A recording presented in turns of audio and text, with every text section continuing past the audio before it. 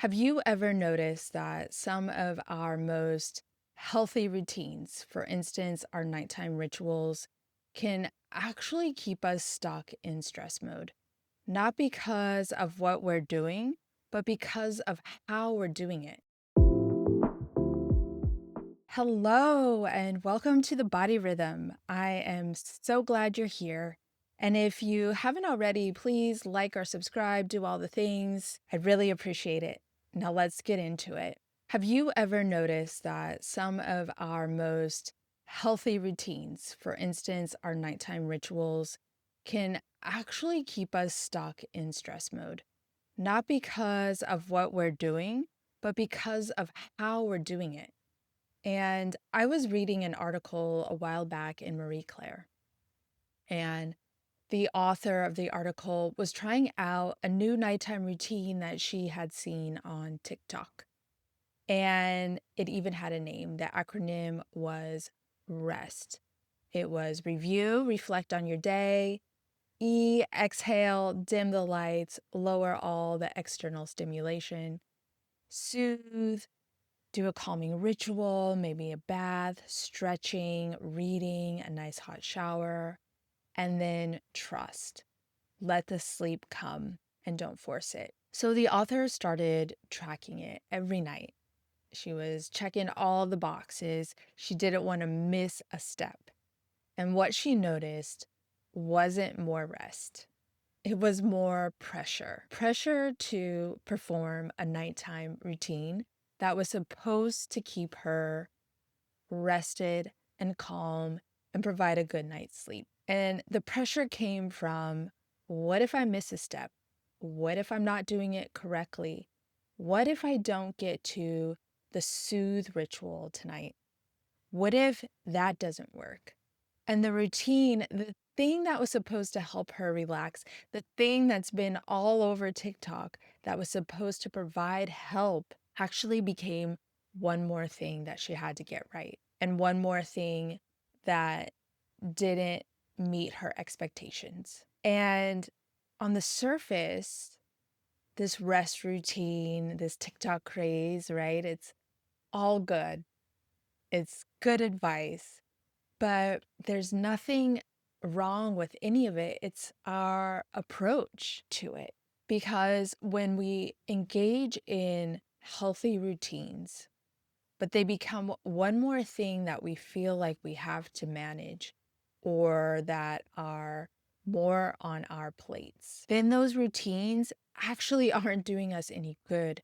They're keeping our body stuck in the same pattern and the same imbalances, and we can't move forward with feeling better in our body. So, let's look at the rest routine. Let's actually walk through it because each of the pieces is actually really important and can help with a better sleep routine, can help with better night's sleep, can help with the tossing and the turning or the falling asleep longer and better. So the first part was the rest, or the R, review your routine, review your day. And this is to get out of your head and onto the page. I've actually been prescribed this medicine myself because I could never fall asleep and I tossed and turned and I woke up in the middle of the night and couldn't get back to sleep. And so I've used this medicine myself and I've prescribed it to clients that I've worked with who can't seem to shut down the noise in their head, who are always worried about what's going to happen tomorrow or the next day or the day after that. And so I've noticed in myself and in others that this works. The E, the exhale, the external stimulation, dimming the lights, turning off the screens at least 30 minutes before bedtime, getting off of the phones, not having any digital devices around you. This all matters. This all signals to our nervous system that we're safe, that it's safe enough to fall asleep. But what you take in before you go to bed affects the nervous system. The scrolling, the Netflix binging, for myself anyway, it was watching dateline before bedtime and then getting so freaked out about these women like being murdered by their significant others that I couldn't sleep. And so your body doesn't know the difference between the Dateline show and you actually living it. It experiences it in the same exact way. And so this is when getting away from in front of screens can really help bring the body back into balance, back into a state where it feels safe enough to rest. And then the soothing rituals, right? I love a good hot bath at night. I find it very relaxing and soothing. And so this is actually part of my medicine many years ago that was prescribed to me was to journal and to do the hot bath as part of my nighttime routine, and it really helped. Also, maybe some light stretching, reading, if it's not too activating, right? These send a signal that the day is ending, that you're safe, that it's safe enough to rest. And then trust, right? Trust that your body knows what it's doing, that it has this innate intelligence, and that it can allow sleep to happen instead of forcing it, instead of tossing and turning. And in a perfect world, right, all of this would happen. But I don't know about you, but I don't live in a perfect world.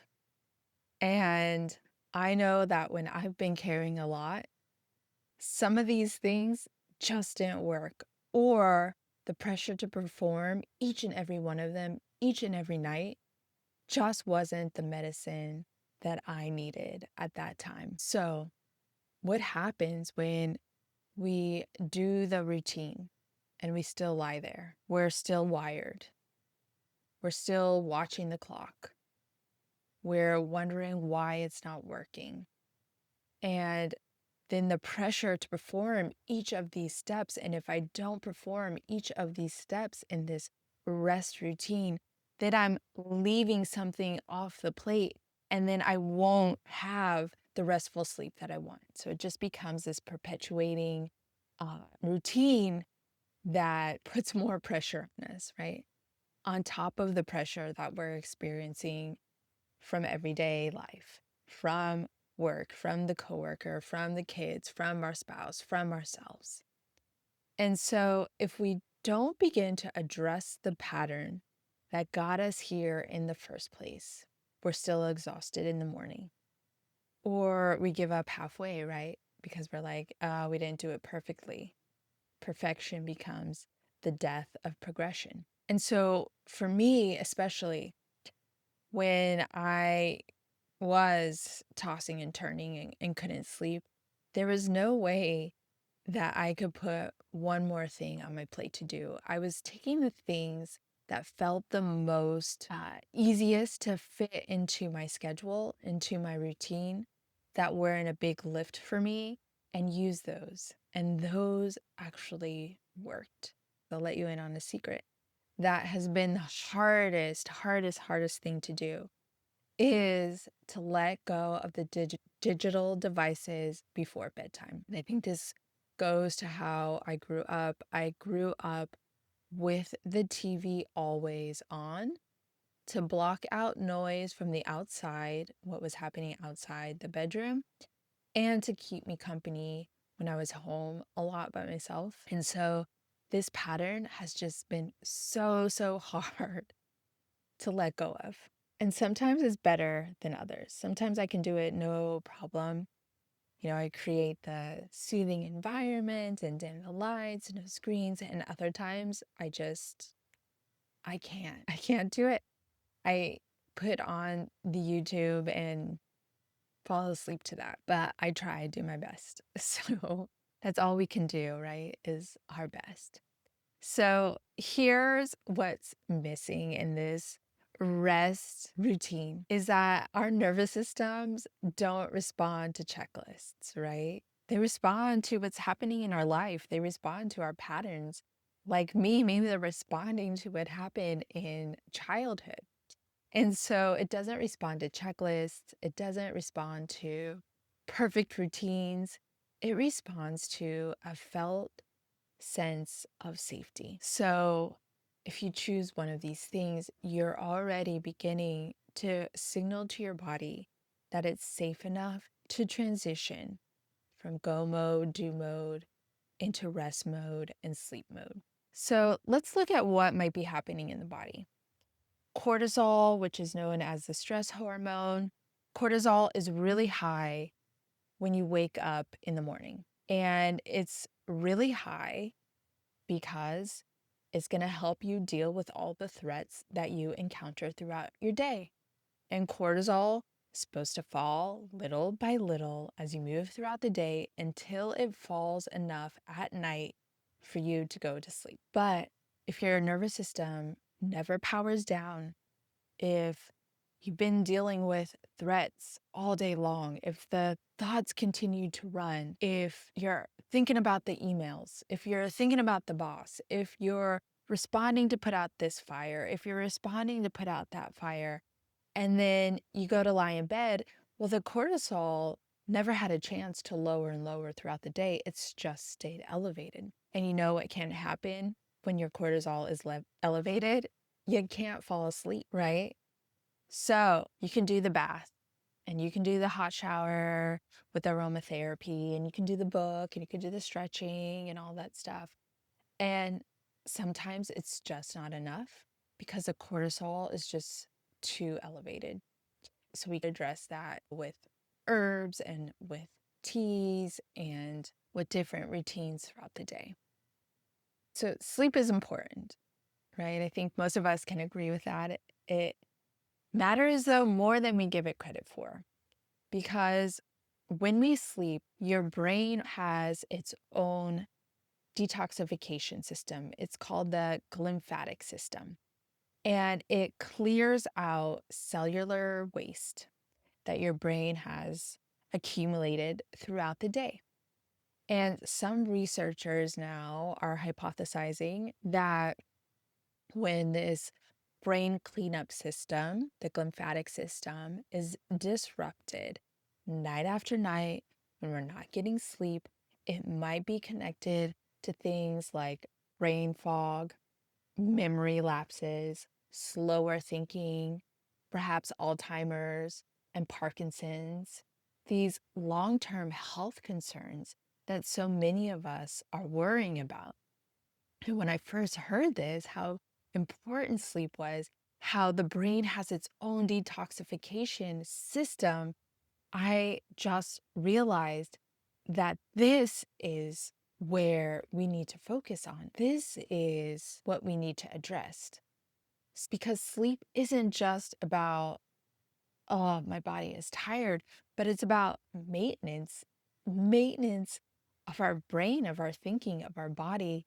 And it helps us prepare for tomorrow, to feel good, to feel energized. And so if you're stuck in flight or fight mode, right, in sympathetic activation, you're not getting enough of the sleep. Even if you did the routine right, even if you followed the TikTok craze, right? And so in Ayurveda, we might call this Vata Pitta imbalance, right? So we have too much running on in our mind, and we have too much fiery energy that's fueling the thoughts and burning out the body and makes it feel a little bit too intense and tense muscles and all the things. So when we overthink, we replay the day's events, when we rehearse for tomorrow, when we rehearse for the next day, when we answer the emails, right? This is excess vata. And then when we try to do the routine perfectly, right? That perfectionism. When we try to make sure that there's no stone left unturned, right? That's excess pitta. These two energies come together in the body and make it hard for us to fall asleep when we're, half watching the latest Netflix show, or we're half thinking as we're scrolling through TikTok or Instagram or tomorrow's to-do list. We have both of these energies combined in the body at the same time. And then when that happens, our whole system begins to slow. And imagine this happening night after night, month after month, year after year. You can begin to see how it might be affecting our body, our ability to heal, our ability to feel good, our ability to live the longest, best life that we want. And so when we put this stress on ourselves to be perfect, to create the routines of perfection, right? To get the right amount of steps. Or when we optimize wearing the health watch that tells us all the stats, right? But I think actually inherently we know how we're sleeping. We know if we feel good in the morning. We know if we're tossing and turning. We're knowing if we slept soundly or we were a little bit awake. So as you begin to look at your evening routine, at what might be a fit for you, instead of asking, what is the latest craze? What is the evening routine I should be doing? Perhaps begin to ask, what would make my body, my mind, my soul feel better when the day is over? Because your body doesn't need the perfect routine, right? It needs a rhythm that works for it. It needs a rhythm that it can come back to night after night, the same time, the same small action, the same thing that the body recognizes, that signals to itself it's safe and supported. And dimming the lights at the same time every night can help. A nice cup of tea, perhaps some chamomile, maybe a tea with a little bit of skullcap and valerian in it would be really nice. Or lavender. Banyan has a really lovely ashwagandha latte that I love, which I'll put the link in the show notes. A nice hot bath, maybe dimming the lights in the bath with some candles would be really soothing, right? I remember when my niece was really small and all I wanted to do was have some moments of time for myself. And so that would be in the bathroom, the lights lowered, candles on, doors locked. And my niece, I love her so much. She would just beat on the door. When are you going to get out of there? When are you going to get out of there? And so it was not quite as peaceful as I wanted, but it was a little something that I could do for myself that I actually enjoyed, even with her beating on the door. So what is it for you? Perhaps it's prayer, gratitude journaling. Maybe it is putting down the thoughts of everything that's on your mind, of everything that's on the to-do list, putting that on paper so it doesn't come with you when you sleep. You know, you're giving the mind the thoughts somewhere to go. And so it doesn't matter which one of these you do. What matters is you start somewhere. Same time, each night, night after night, that you can commit to, because that matters more than keeping up with the entire thing, than keeping up with something that just produces more stress and overwhelm in your body that's already stressed and already overwhelmed. And these small routines, these small evening rituals give the body something to trust, right? It begins to learn. I don't know if this is you, but there was a stretch in my life, talked about it briefly earlier, right? Where I was tossing and turning. And every single night, I knew that I would be up around 2 a.m. and I would go down to the kitchen. I would get a peanut butter and jelly sandwich. That was my soother. And then I would go back to bed, turn on the TV, watch TV for 2 hours. And then before you knew it, I had 2 hours before I had to wake up for work. Well, that was my routine for many, many, many nights.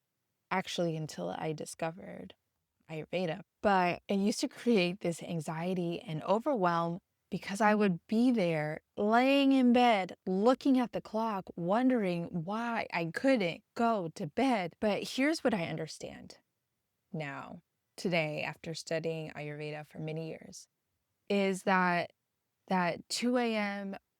wake up call, the racing mind, the peanut butter and jelly sandwich, all of it was my body trying to find some kind of stability, some kind of trust that it was okay to move from stress mode into rest mode, which at that time was very, very hard for me.